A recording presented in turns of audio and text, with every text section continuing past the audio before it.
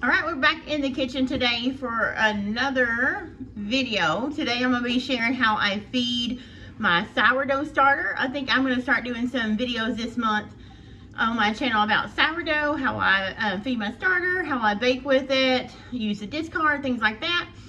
You can always find me over on Instagram where I've been sharing about my sourdough journey over the last almost year. So be sure and check me out there at mytableofthree. But today I'm going to do a short video on how I feed my starter, which is almost a year old. And today I'm going to do a combination of organic dark rye and all-purpose flour. Let's get into it over there and I'll show you how I feed it real quick. All right, guys, so we got Fern here, my baby. This marking is from the last time, so I made sure she rose. I'm going to go ahead and remove that. That is just a piece of clear tape that I put on there and then mark with just my way of doing it. And then there's nothing on the jar, see?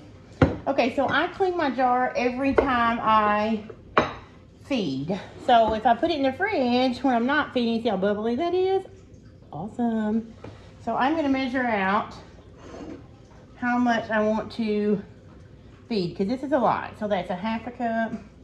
I'm not exact. Some people do it exact by measurements, and that's awesome. But I have taken the lazy approach over the last year. I started out weighing everything, and it, you know, it just got too overwhelming to me.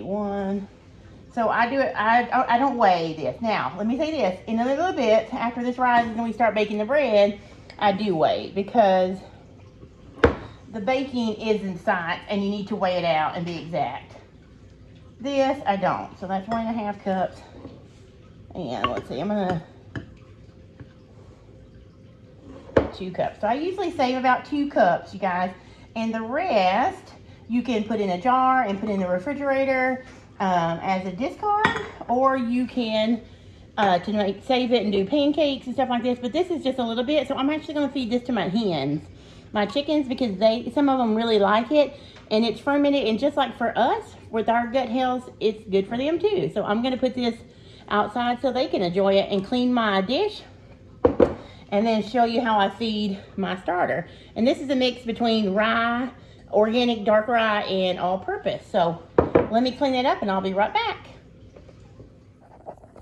You guys can see them going to town on the starter. They love it, don't you, girls? There's a few, like that one over there is not too fond of it, but these guys, they like it. And it's so funny, they'll peck for a while and then they'll wipe their mouth on the grass. So funny. Is it good, girls? All right, let's get back to making the feed for the sourdough starter.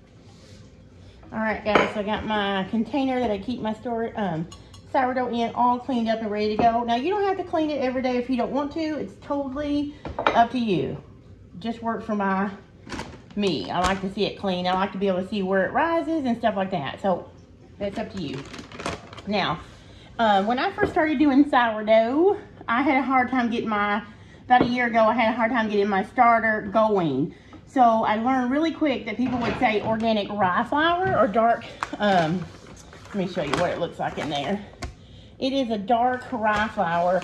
That done the trick for me, guys. When I switched over to using dark rye and all-purpose mix, it really started taking off for me and getting really bubbly. So now I do a mix about, I'd say about 3 times a month. I feed with some organic rye mixed with all-purpose. Now, if this has been in the fridge for a little while, when I take it out, I will feed with all rye.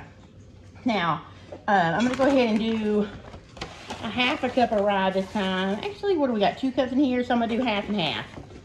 A cup of rye, which is a little bit drier than all-purpose, and a cup of all-purpose. This is where I do mine cup for cup, so that would be a 1-for-1 ratio, I guess you would say there. If you weigh them out, you would just do the same amount starter as you would flour. I'm going to do a little bit more. Okay, and so that's 2 cups. Now, here's where I get a little bit more wacky, I guess. I use spring water. We have city water, even though we're really out in the middle of nowhere. For some reason, this property does not have a well when they dug it, so we are on a rural city kind of water. So You don't use city tap water on your starter because it's not good for it with the chlorine and all that. So if you have a well, you're perfectly good to do that. But I use spring water, not distilled. And I kind of just figure it out because you just want it to look like a thick pancake batter. So I'm going to stir. And you can see the grayish blue yucky looking color. You'll see it in a minute. See how that's the rye flour. Now mind you, you can bake your bread with bread flour, whatever kind of flour you bake with. I'm just going to bake with King Arthur bread flour because I like the crumb that you get. But this will not flavor your bread at all, the rye. So don't worry about it. If you don't like rye bread and you don't like the taste of it, don't worry. You can still use it in your sourdough. It's not going to affect your overall bread loaf because you only use a small amount of starter, as you'll see when you do your bread mix. So I'm going to go ahead and get this mixed up. I'm not going to keep you guys here to watch me, but you can see it's coming together. I will come back in a minute and show you the consistency once or should I add more? Maybe I should keep you with me. I don't want the video to be too long, but I want you to see how I judge. So I just pour until I get the consistency I want. You can also measure equal parts if you want, but you know, you just want it to be a really thick, actually not even a really thick, just a nice pancake batter consistency is what I go for. And this is still a little bit thick. The rye flour tends to run thicker. So if I add a lot of rye, I ended up making add more water so I get that consistency I want. Because you want a good hydration.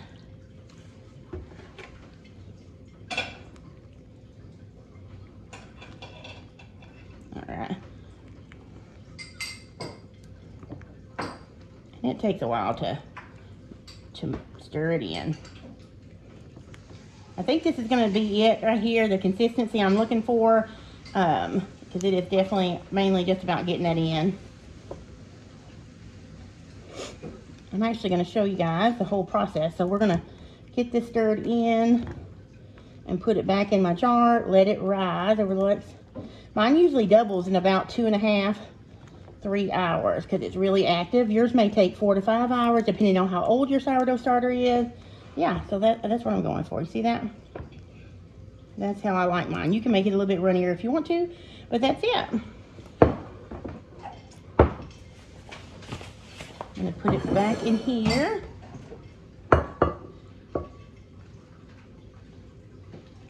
Now, you don't have to keep this much sourdough starter. I bake a lot for friends and family as well as things I try, so just keep as much as you want.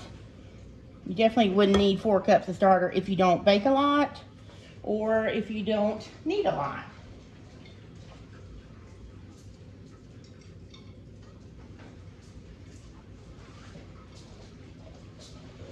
All right, so I'm just going to clean up. I'm going to go put this over on my stove area. It's not going to be in the stove, but I'm going to put it on the stove so it's a little bit warm. I'm going to mark where it was, and I'll come back when it's doubled and show you how to start my bread. Alrighty, guys, so it has been about maybe an hour and, well, no, probably about 2 hours. About 2.5 hours. Yeah, I'm trying to gauge the time is what time it is now. And you can see my mark where it was and how it's doubled. You can see the bubbles in there. And Fern is alive. She's fed and happy. This means she's ready to bake whenever I am. Look how gorgeous she is.